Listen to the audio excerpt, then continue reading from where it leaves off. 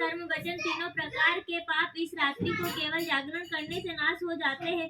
हरि प्रबोधनी के दिन जो मनुष्य भगवान की प्रसन्नता स्नान दान तप और यज्ञ करते हैं वे अक्षय पुण्य को प्राप्त होते हैं। ये प्रबोधनी एकादशी के दिन व्रत करने से मनुष्य के बाल यौवन और वृद्ध अवस्था में किए गए समस्त पाप नष्ट हो जाते हैं। इस एकादशी को रात्रि को जागरण करने का फल चंद्र सूर्य ग्रहण के समय स्नान करने से 1000 फिर से बना रहे होता है।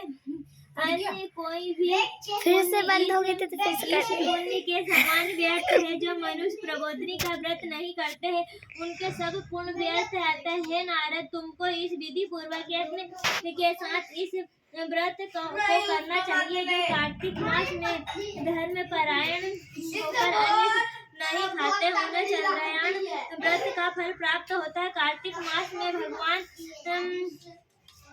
दान आदि से इतने प्रसन्न नहीं होते जितने की शास्त्रों में कथाओं को सुनने से होते। कार्तिक मास में जो भगवान विष्णु की कथा का एक या आधा श्लोक भी पढ़ते हैं सुनते हैं या सुनाते हैं उनको 100 गायों के दान का फल मिलता है। अन्य सब कर्मों को छोड़कर एक कार्तिक मास में मेरे सम्मुख बैठकर मेरी कथा पढ़नी या सुननी चाहिए। जो कल्याण के लिए कार्तिक मास में हरि कथा कहते हैं वे सारे कुटुंब का क्षण मात्र में उद्धार कर देते हैं। शास्त्रों की का कहने और सुनने से 10,000 यज्ञों का मिलता है। साथ ही उसके सब पाप भस्म हो जाते हैं। जो नियम पूर्वक हरि कथा सुनते हुए 1000 गोदान का फल पाते हैं।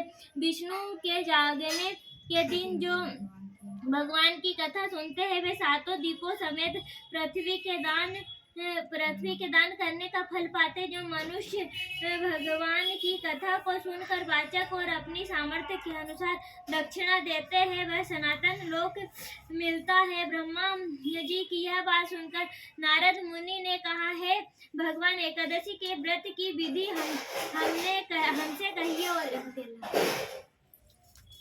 व्रत करने से क्या फल मिलता है वह भी विस्तार पूर्वक समझाकर कहिए।